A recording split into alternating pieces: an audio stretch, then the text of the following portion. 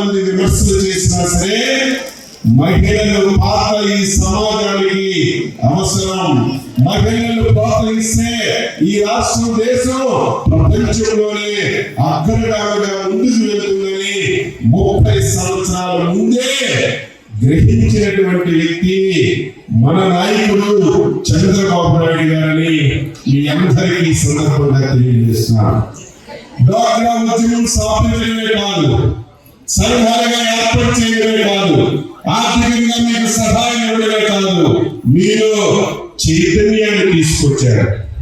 ప్రభుత్వంలో అన్ని రంగాల్లో ఉద్యోగాల్లో రిజర్వేషన్స్ ఇచ్చాం, రాజకీయాల్లో రిజర్వేషన్స్ ఇచ్చాం, లోకల్ బాడీలో ఎన్టీ రామారావు రిజర్వేషన్ ఇస్తే దాన్ని రెట్టింపు చేసి మీకు రిజర్వేషన్ కూడా కల్పించిన వ్యక్తి చంద్రబాబు నాయుడు గారు.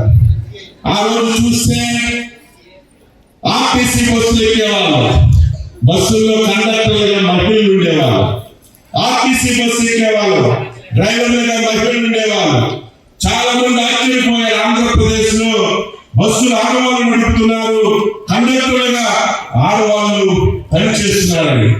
ఇంకొక స్టెప్ వేస్తే పోలీసుల్లో ఆడవాళ్ళకి అవకాశాలు ఇచ్చారు.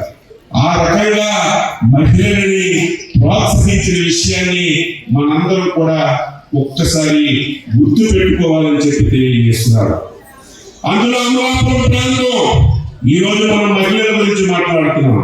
కొన్ని సంవత్సరాల క్రితం ఒక్క సీతమ్మ గారి ఒక మహిళ, ఈ రోజు మనకు ఆర్థికంగా డబ్బులు ఉన్నాయి, ఈ రోజు పంటలు పండుతున్నాయి, 10 మందికి సాయం చేయొచ్చు, 10 మందికి భోజనాలు పెట్టచ్చు, ఈ రోజు గ్యాస్ పొయ్యిలు వచ్చాయి, ఈ రోజు సోలార్ కుక్కర్లు వచ్చాయి, ఈ రోజు భోజనం పెట్టడం పెద్ద కష్టం కాదు. ఆ రోజు ఈ ప్రాంతానికి చెందినటువంటి ఒక్క సీతమ్మ గారు భోజనం పెట్టారంటే ఈ రాష్ట్రంలో, దేశంలో ఈ